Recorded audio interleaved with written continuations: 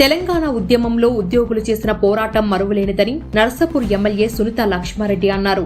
మెదక్ జిల్లా కేంద్రంలో మంగళవారం నిర్వహించిన టీఎన్జీఓ క్యాలెండర్ డైరీ ఆవిష్కరణ కార్యక్రమంలో ఆమె పాల్గొని ప్రసంగించారు. బీఆర్ఎస్ ప్రభుత్వం టీఎన్జీఓలకు పెద్దపీట వేసిందని, కాంగ్రెస్ ప్రభుత్వంలో ఉద్యోగులు నలిగిపోతున్నారని ఆమె అన్నారు.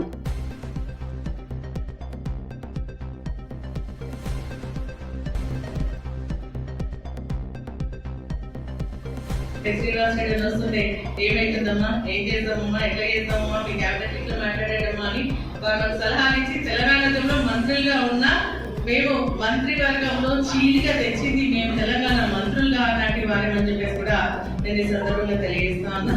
మరి మీరు చేసినటువంటి సేవలు కూడా మన గౌరవ మాజీ ముఖ్యమంత్రి కేసీఆర్ గారు కూడా దశాబ్ది ఉత్సవాల్లో మరి బాగా స్పష్టంగా చెప్పారు. మీ యొక్క గొప్పతనం ఉద్యమానికి సంబంధించినటువంటి చేసినటువంటి త్యాగాలు కానీ వాటన్ని కూడా గుర్తు చేస్తూ మిమ్మల్ని ప్రశంసించడం కూడా జరిగింది అని చెప్పేసి దాన్ని గుర్తింపుగానే ఇప్పుడు అందరూ భాషలు చెప్పినట్టుగా టీఆర్సీ పెంచడం కానీ ఇంకా మీ చిన్న చిన్న బెనిఫిట్స్ మీకు ఉన్నటువంటి సమస్యలను కూడా తీర్చడానికి వారు కృషి చేయడం జరిగిందని చెప్పేసి కూడా నేను తెలియజేస్తా ఉన్నాను. నిజంగా ఏంటంటే ఇటు ప్రభుత్వానికి అటు ప్రజలకు వారధి ఉంది.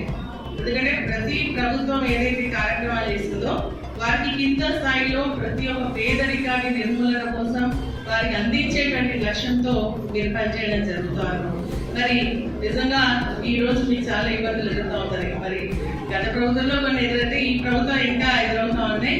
మేమేమో ఇంకా మా హక్కులను పరిరక్షించుకోవడానికి మేము మీతో పోరాటం చేస్తాం. అదేవిధంగా అధికారుల యొక్క ఒత్తిడి మీ పైన ఉంది.